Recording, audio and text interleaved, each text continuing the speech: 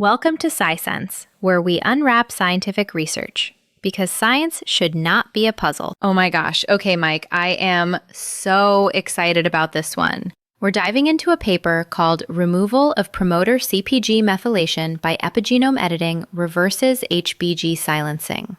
I know, mouthful, right? By Henry Bell, Merlin Crossley, and the team at the University of New South Wales in Sydney. It's published in Nature Communications, and honestly, it could change everything for people with sickle cell disease. Okay, wait. I've heard of CRISPR. That's the gene editing thing, right? The molecular scissors. Yes, but here's the thing. This isn't that. This is like, okay, imagine your DNA is a library of recipe books.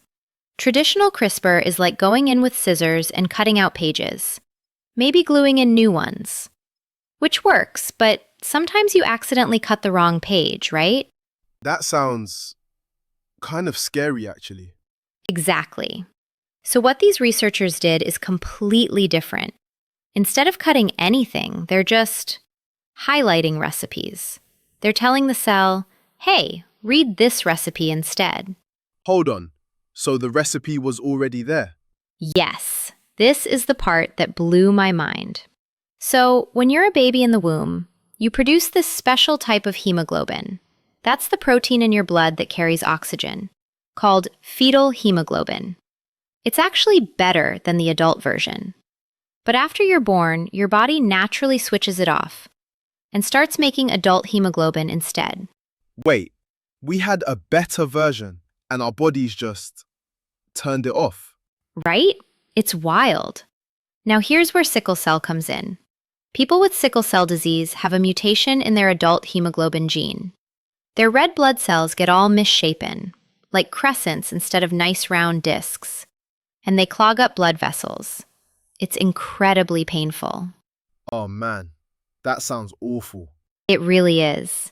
But that backup recipe, the fetal hemoglobin, is still sitting there in their DNA. Totally fine, just silenced. So what if you could just flip it back on?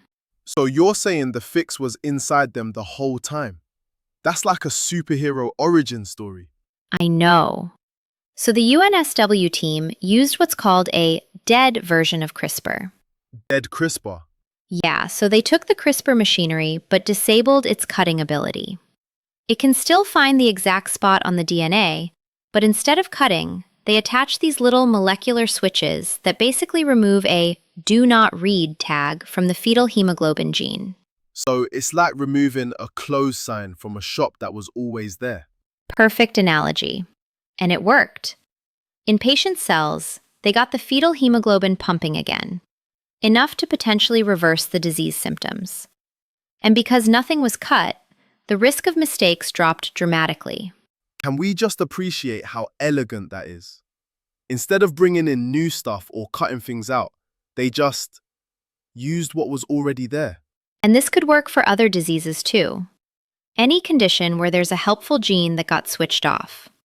We might be entering an era where we don't edit genes, we just adjust the volume knob on them.